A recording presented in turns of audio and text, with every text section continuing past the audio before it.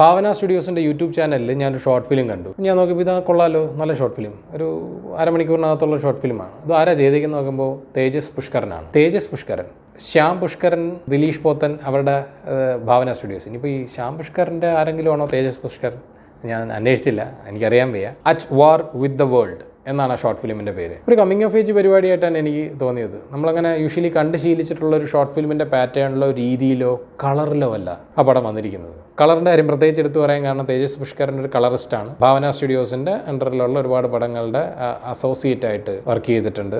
Like തങ്കം, ജോജി. പുള്ളിക്കാരൻ basically ഒരു കളറിസ്റ്റായിട്ടാണ് ഞാൻ മനസ്സിലാക്കുന്നത്. അതുപോലെ തന്നെ അസിസ്റ്റൻ്റ് ആൻഡ് അസോസിയേറ്റ് ഡയറക്ടറാണ് ആയിരുന്നു. ഇപ്പോൾ സ്വന്തമായിട്ടുള്ളൊരു ഷോർട്ട് ഫിലിം എഴുതി ചെയ്തിരിക്കുകയാണ്. ഇതൊരു നൈറ്റിൽ കുറച്ച് കോളേജ് സ്റ്റുഡൻസ് ഒരു ഹൗസ് പാർട്ടി അറേഞ്ച് ചെയ്യുന്നു. അപ്പോൾ അവിടെ പലതരത്തിലുള്ള കുട്ടികൾ വരുന്നു, അവർ അങ്ങോട്ടും ഇങ്ങോട്ടും പരിചയപ്പെടുന്നു, സംസാരിക്കുന്നു. അവരുടെ ഇടയിൽ ഉണ്ടാകുന്ന ഒരു ചെറിയ സൗഹൃദം, കുറച്ച് കോൺവെർസേഷൻസ്. ആ ഒരു കോൺവെർസേഷൻ വേറൊരു പോയിന്റിലേക്ക് എത്തിയിട്ട് ഒരു സ്റ്റേറ്റ്മെൻറ്റോട് കൂടി ആ ഷോർട്ട് ഫിലിം അവസാനിക്കുകയാണ് ചെയ്തത്. എനിക്ക് പേഴ്സണലി ഭയങ്കരമായിട്ട് കണക്റ്റ് ആയി. അതുകൊണ്ടാണ് ഞാനത് റെക്കമെൻഡ് ചെയ്യാമെന്ന് വിചാരിച്ചത്. അങ്ങനെ ഒരു ഷോർട്ട് ഫിലിം റെക്കമെൻഡ് ചെയ്യാമെന്ന് വിചാരിച്ച് മാത്രം എടുക്കുന്നൊരു വീഡിയോ ആണ് at war with the world.